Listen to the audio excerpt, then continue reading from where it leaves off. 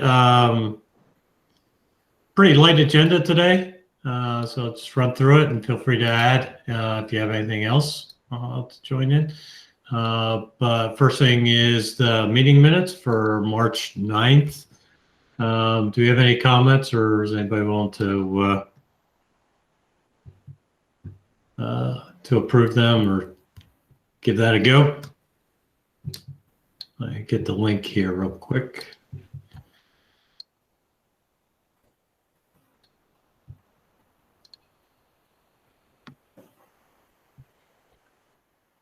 All right, so is everybody good with those?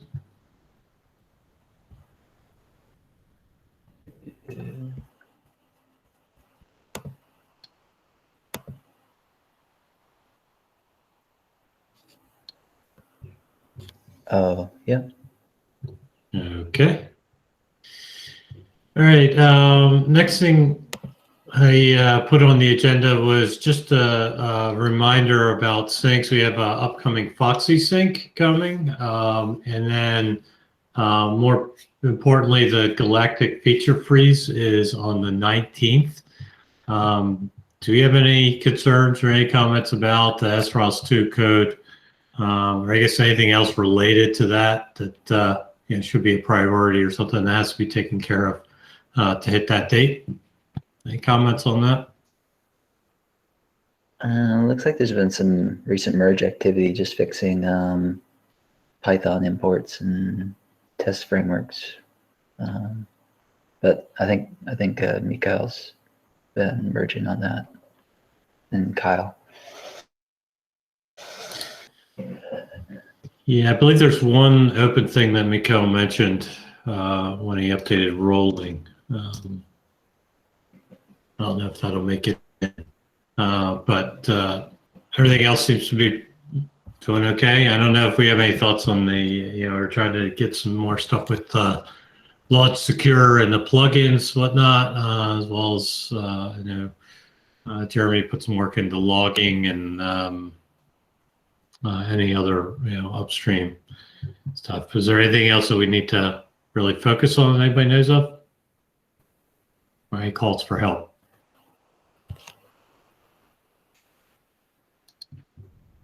All right, no, I'm not hearing anything. So I'm assuming that we're in good shape. If anything comes up, just drop it in the chat in Matrix. So the other thing is Jeremy, you're going to give us an update on security logging for fast DDS. Yep. A very quick update. That's something I'm hoping to be able to resume in the near future.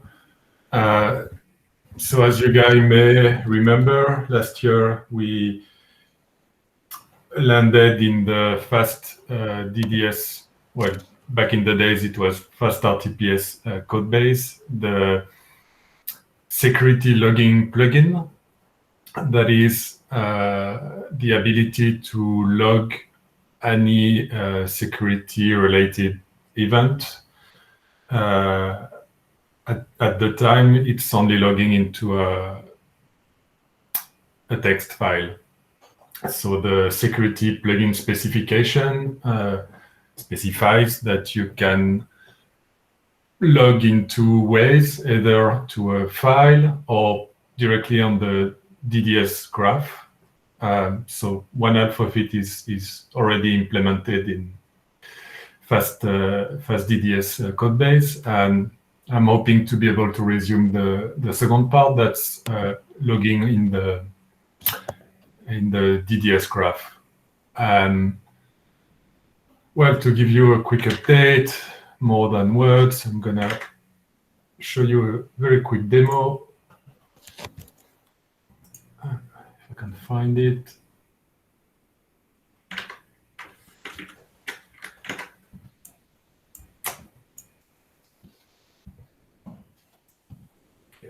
Just a sec. Yeah.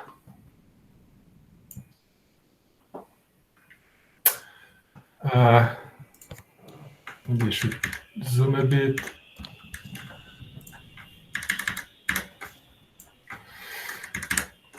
So what you see on screen is simply the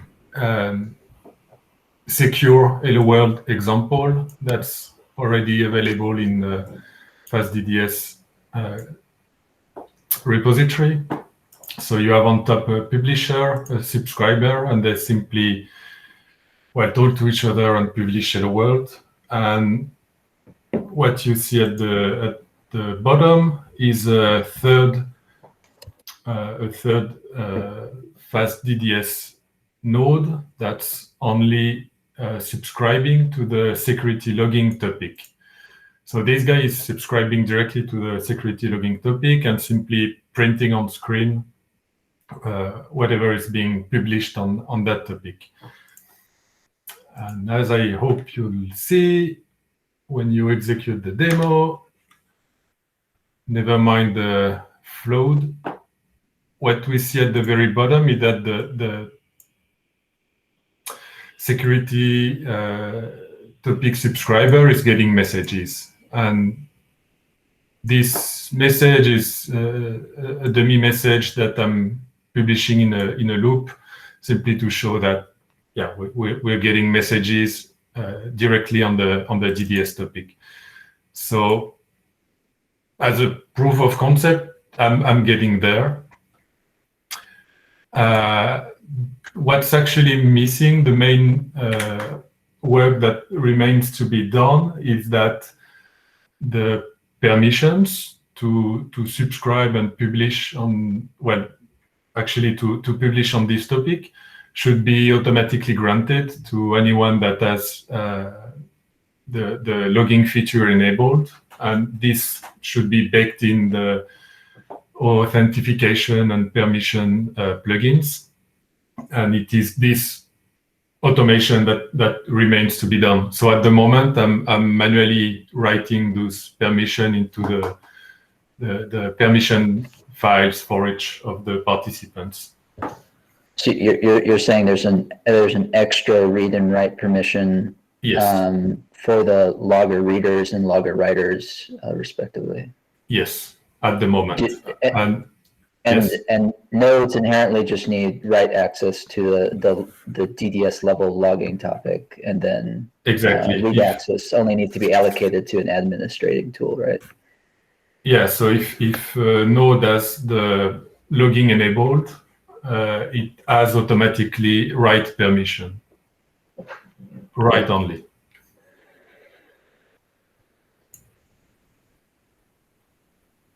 Okay, I'm gonna stop sharing this.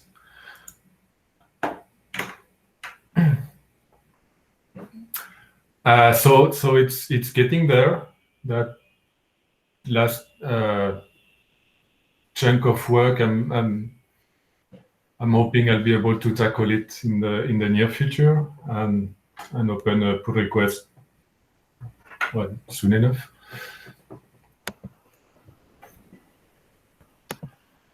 Nice. And then as far as ROS is concerned, there is still a little hiatus there, because the security topic contains, the DDS security topic contains characters that are not supported on the ROS2 side. So after briefly discussing it upstream, it looks like, at least at first, we will have to write a node that does the bridging between the DDS graph and the ROS graph to be able to republish the security message. Although it may not be necessary for everyone to have the security topic directly available in the ROS2 graph. So that's only going to be a small util node that's available if anyone needs it. But what we envision is rather a node that would forward those messages on the machine syslog or on any of the security monitoring tools that are available out there. So most likely this particular topic would remain most of the time invisible to the ROS2 graph. So what would be the use case? You wanted to have there's an idea of having a bridge node that subscribes to the DDS security topic and then publishes over ROS out or something? Yeah, or publishes it to a ROS specific topic for the security logging. We could simply use the very same topic minus the semicolons, which are the unsupported characters.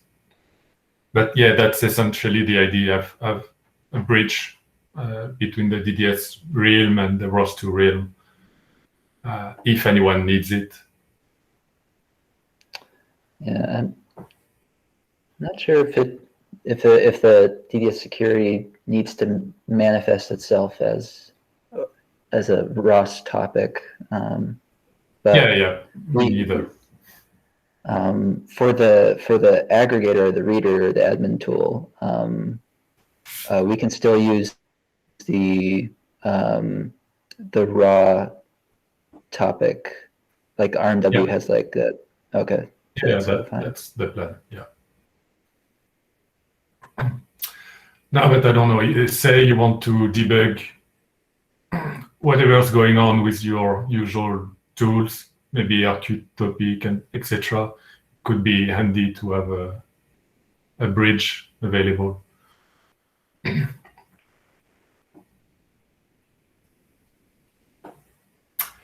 Well, that's pretty much it for me, unless there are any other questions.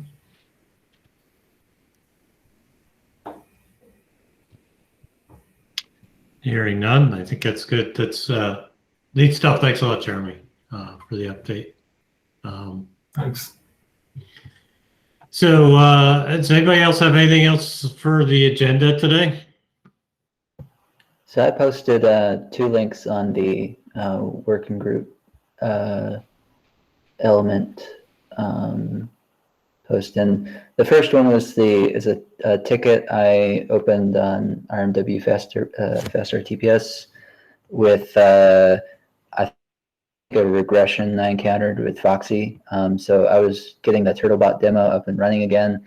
I had found the minimum spanning policy set. I think I was actually using a different RMW because I was encountering this error and I wasn't quite sure whether it was my policy was bad or if there was an inherent issue in the RMW. And so I got working on a different RMW with my policy, and so that's how I kind of triaged it. So then I opened the issue, and then I think Fast DDS encountered some security regressions with like having multiple subscribers to the single topic, kind of throwing the security plugin for a loop there. Do we want to talk about that? I went through some of the issues, and it's kind of weird that it fell through the cracks, where maybe some of our tests aren't covering that case where having multiple subscribers or something. Yeah, I know.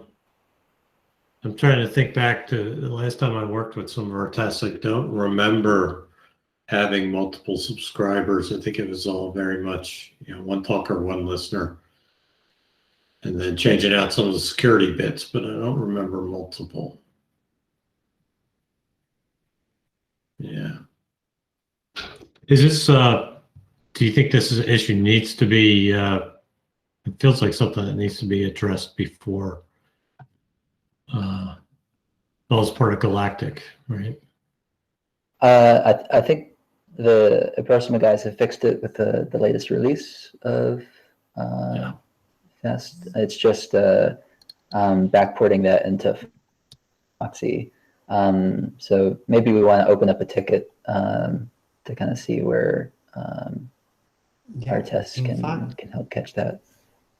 In fact, we did solve not just that, but I think it was like 2 or 3 bugs that we found on the security of FastDTS, and they are all of them solved on release I think it was 211 onwards. So I think it would be really interesting if we could just push that into Foxy, because I think it will solve lots of issues that we are encountering with security at that point.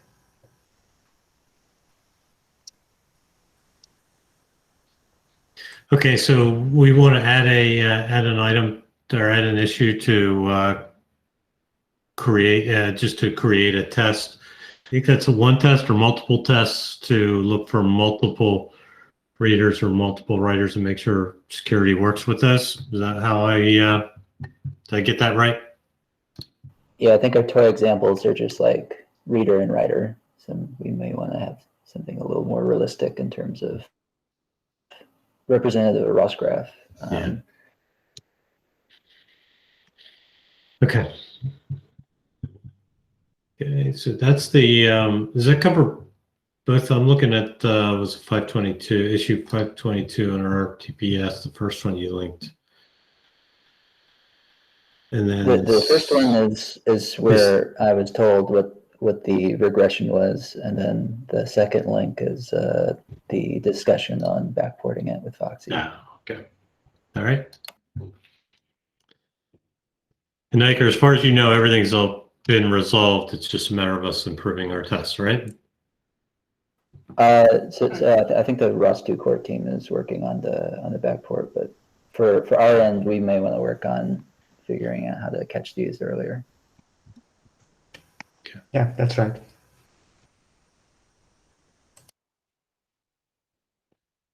Okay, great.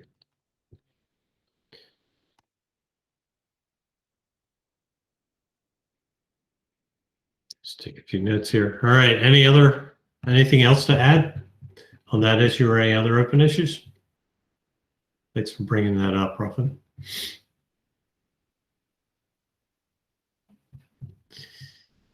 All right, so the only other thing is, as far as all our old business, we continue to keep the SROS2 quality issues on our meeting minutes. Most of those are related to documentation. So if there's any chance you have to help out with the documentation or things like that, feel free to add that in. That's something that I'm working on as well. I just don't have any updates this month on that. It's been a bit of a busy month. So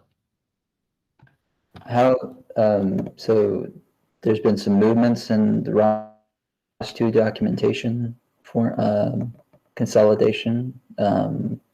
Where do we author the documentation? Is it on some other repo with the index, or is it just the README files locally in the package? So I was planning on adding it to the core ROS documentation. I actually haven't looked at the updates since it was reworked, but I was just going to create a pull request into the ROS tutorial section, and if I have enough content to start with, to create a new section in the tutorials for security. So yeah, that was my thought there. Unless you feel like it's that we should keep it in our repository, but my plan was just to add it to the core documentation. I have one way or the other. I have to read up on what's the style guide for what they're trying to do now. Yeah, same here. Okay. Any other topics to cover? All right, so I'll go ahead and capture the meeting minutes and post that out. Also, keep in mind our next meeting will be 3 hours earlier, hopefully to accommodate some of our members out in Europe and even Asia Pacific. So I'll shoot out some updated meeting invites for that, which probably will change the link as well for the Hangout. So expect that sometime within the next few weeks. So, but other than that, thank you very much for joining. I appreciate it. And, as always, feel free to reach out on Matrix if anything comes up we should take a look at. All right. Right. Bye-bye. Thank you very much. All right. Thank you. Thank you. Thank you. Bye-bye. Thank you very much.